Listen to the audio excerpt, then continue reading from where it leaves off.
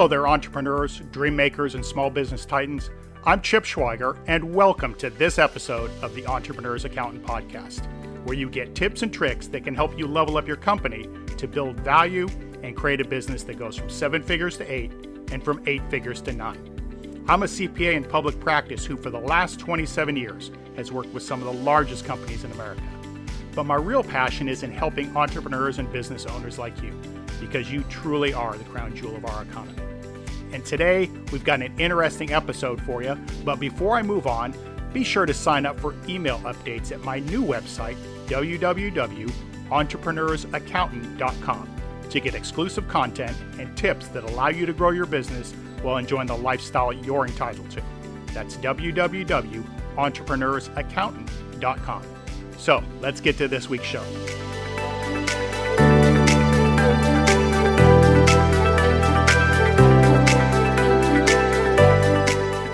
So welcome to this week's episode. I tell you what, I was on vacation last week, so there was no episode last week, which means I'm super excited and charged up and ready to get going this week on something that's, it's going to be pretty interesting, a little bit unconventional, which is why I think you're going to find massive value from this week's discussion.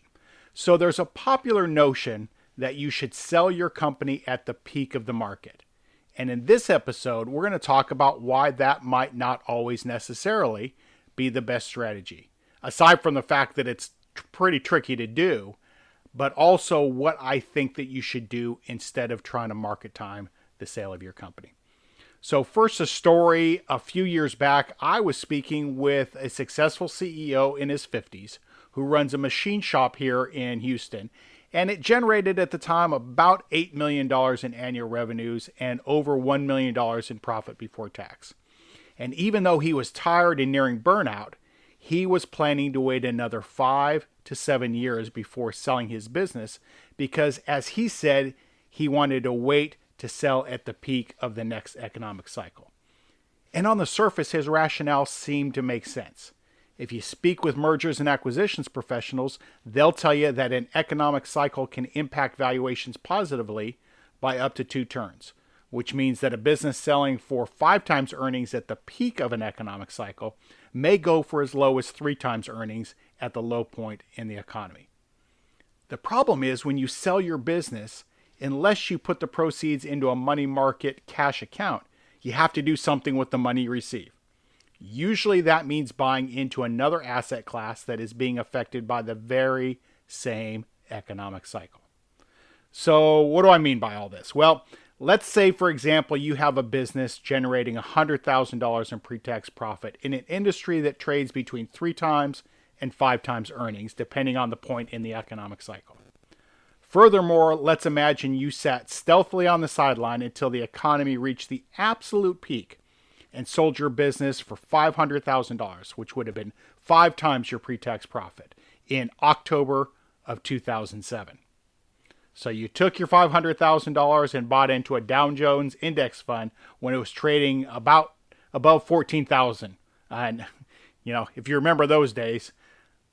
So anyways, 18 months later, after the Dow Jones had dropped to 6,500, you'd have been left with less than half of your money.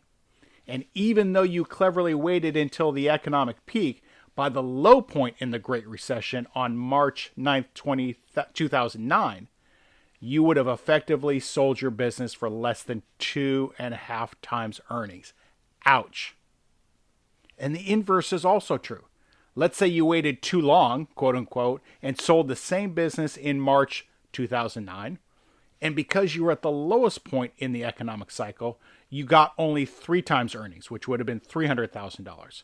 But also notice that that's 20% more than if you sold at the peak and bought an index fund at the top of the market. Just like when you sell your house in a good real estate market, unless you're downsizing, you usually buy into an equally frothy market, which is why I think the timing the sale of your business on economic cycles from an external standpoint is usually a waste of energy. So what should you do instead? Well, at the growth advisory firm I founded, the Entrepreneur's Accountant, we recommend timing the sale of your business when internal economic factors are all pointing in the right direction. So when your employees are happy, when your revenues and profits are trending upward, and there's still lots of market share for an acquirer to capture. You should also look to maximize the metrics of your organization in 8 key areas. So let's talk about them.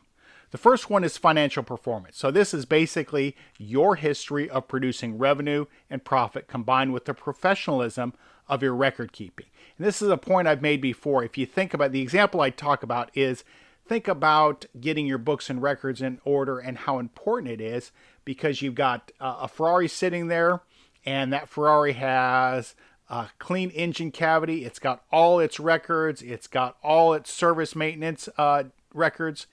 And there's another Ferrari sitting right next to it, same year, same model, but it's got a dirty engine cavity. It's got no records. It's got no provenance. You can't look back and see when any of the repairs were done. Which of those 2 Ferraris would you be more likely to pay money for? Obviously, it's the one that has all its service records. And your company and the financial performance, and especially the professionalism of your record keeping, is the exact same thing.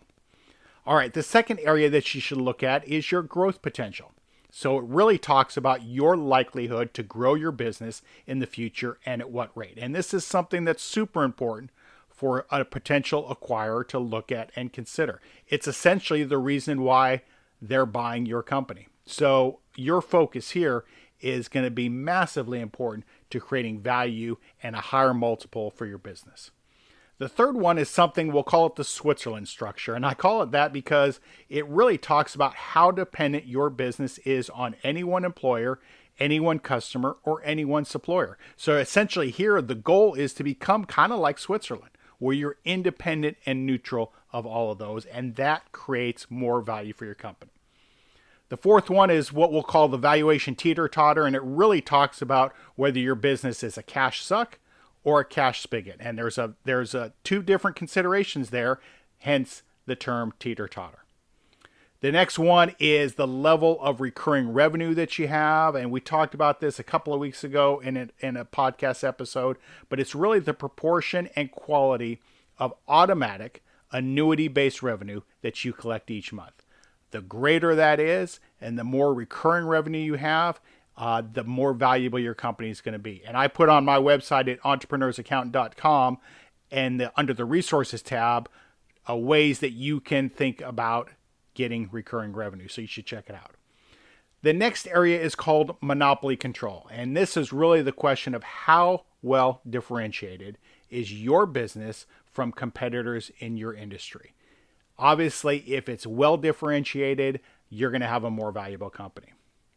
The next one is customer satisfaction.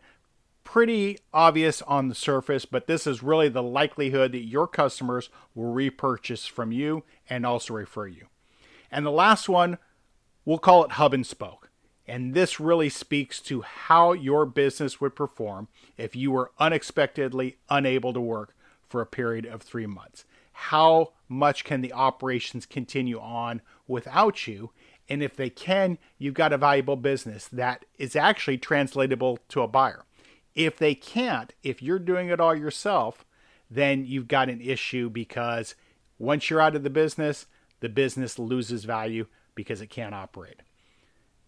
You know, when internal economic factors are pointing up, and when you've maximized the 8 key value drivers that we just talked about, you'll fetch a price at the top end of the market, and whatever the market is paying for the business, like yours at that time, which means that for better or for worse, for good or for bad, you get to use your newfound cash and buy into the same economic market that you're selling out of.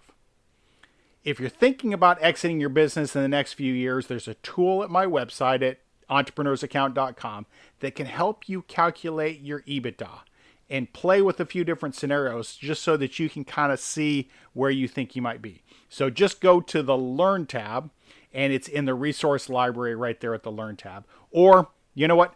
Shoot me an email at chip@entrepreneursaccountant.com, and I'm happy to send you a link to it.